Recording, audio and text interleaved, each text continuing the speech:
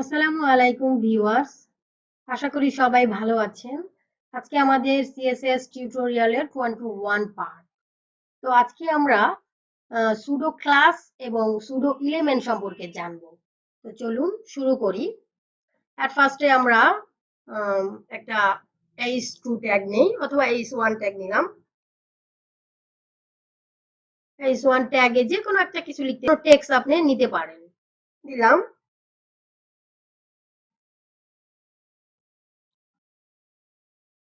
I live in P D, I mean Bangladesh. Okay, তো এটাকে আমি ডুপ্লিকেট করি 4টা 5টা, 4 5, 5টা নিলাম। তো এখন এটাকে আমি রান করি। ফায়ারফক্স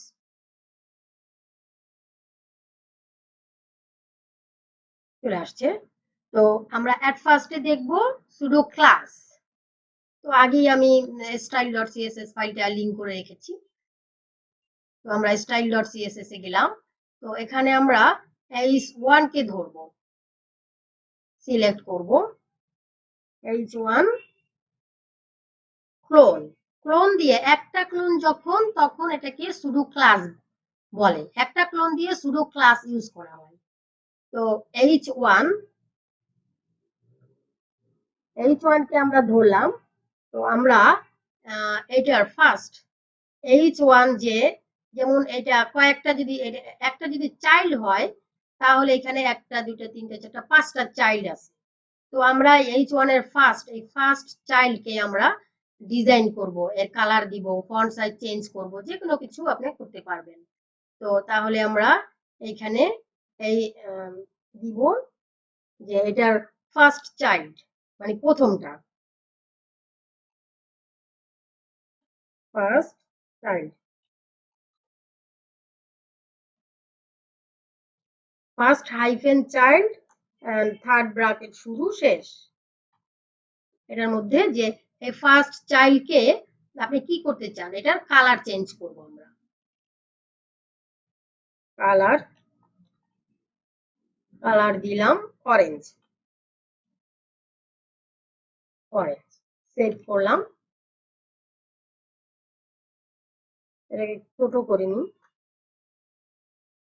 এখন রিলোড দিচ্ছি। দেখেন এটা ফার্স্ট চাইল্ড মানে ফার্স্ট যে চাইল্ডটা এইটার কালার রেড অরেঞ্জ হয়ে গেছে, অরেঞ্জ দিয়েছি। তো এখন আমি ফার্স্টটা চেঞ্জ করলাম। এটার ফন্ট সাইজও চেঞ্জ করতে পারেন, আপনি যতগুলা চেঞ্জ করতে চান করতে পারেন। তো এটা font size, font font size একটু বাড়িয়ে দেই, 20 পিক্সেল দিলাম। আপনার যেমন ইচ্ছে আপনি ডিজাইন করবেন। ওকে, কমে কমে গিয়েছে, ওকে সমস্যা নাই, আমি চেঞ্জ করলাম। তো এখন এটা আমি ফার্স্ট ফার্স্ট চাইল্ডকে চেঞ্জ করলাম, এখন আমি লাস্ট চাইল্ডকে চেঞ্জ করতে চাচ্ছি। তাহলে এখানে ফার্স্টের জায়গায় শুধু লাস্ট দিতে হবে, লাস্ট চাইল্ড। দেখেন লাস্টটা চেঞ্জ হয়ে গেছে, এটার ফন্ট সাইজও চেঞ্জ হয়ে গেছে। তো আপনি ফার্স্ট এবং লাস্ট চেঞ্জ করলেন, কিন্তু আপনি চাচ্ছেন যে এখন এটা নাম্বার 1 আর এটা নাম্বার 2, এটা নাম্বার 3, এটা 4। তো আপনি 2 3 4 যে কোনো একটা আপনি চেঞ্জ করতে চাচ্ছেন, তখন আপনি কিভাবে করবেন? তখন সেম ভাবে জাস্ট এখানে শুধু nth চাইল্ড দিতে হবে, nth child, nth child, nth hyphen child, এবং চাইল্ডের পরে ফার্স্ট ব্র্যাকেট শুরু শেষ। এন্ড এই ফার্স্ট ব্র্যাকেটের মধ্যে মানে n তম পদ, এখানে n এর মান দিতে হবে। n এর মান আই মিন এটা ফার্স্ট চাইল্ড, তার মানে number 1, number 2, number 3, number 4, number 5। তো আমি যদি এটা নাম্বার 2 করতে চাই, তার মানে n এর মান হবে 2, আর এটা 3, n এর মান 3 হবে। তার মানে আমি 2 নাম্বারটা চেঞ্জ করতে চাচ্ছি, তাই এই n এর পরিবর্তে এখানে হবে 2। রিলোড দিচ্ছি, দেখেন 2 নাম্বারটা চেঞ্জ হয়ে গেছে। আমি ফন্ট সাইজটা কেটে দিচ্ছি। 2 নাম্বারটা চেঞ্জ হয়ে গেছে। তো আমি এখন যদি সেম ভাবে এটা 4 নাম্বারটা দেই, আপনি যেটা ইচ্ছা দিতে পারেন, আপনি যখন যেটা প্রয়োজন আপনি এইভাবে nth চাইল্ড মানে nতম পদ ইউজ করে আপনি এটা ব্যবহার করতে পারেন। তো দেখেন এটা 4 নাম্বারটা চেঞ্জ হয়ে গেছে। এটা হলো আপনার pseudo class. Pseudo class use করে আপনি এইভাবে ডিজাইন চেঞ্জ করতে পারেন।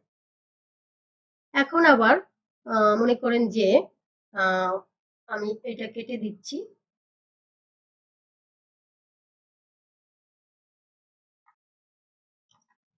আমি একটা অ্যাঙ্কর ট্যাগ নিচ্ছি।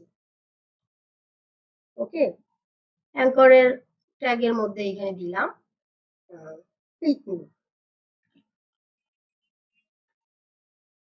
ক্লিক মি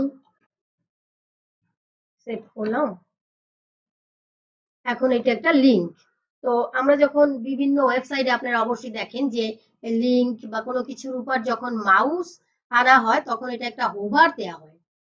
এই মাউসটা যখন মানে এটার উপরে নেওয়া হয় তো তখন এটার কালার চেঞ্জ হয় বা অন্য কোনো ডিজাইন চেঞ্জ হয়, এটার ফন্ট সাইজ বাড়তে পারে কমতে পারে।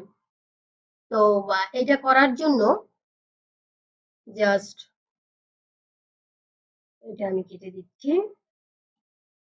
এটার এ কে ধরতে হবে, এ সিলেক্টর মানে এ কে আমি ডিজাইন করব। এ ধরলাম, ক্লোন, একটা ক্লোন তার মানে এটা হলো শুধু ক্লাস। এটাকে আমি হোভার করব, হোভার থার্ড ব্র্যাকেট শুরু শেষ নামিয়ে দিলাম। এটা হোভার মানে এটাকে এটার উপরে মাউস নিলে মানে পয়েন্টারটা গেলে হোভার হলে তো এটার কালার চেঞ্জ হবে। কালার কালার দিলাম রেড, সেট করলাম। দেখেন এটাকে মাউস নিলাম, কালার রেড চেঞ্জ হয়ে গেছে। ওকে, আর ফন্ট সাইজ বেড়ে যাবে।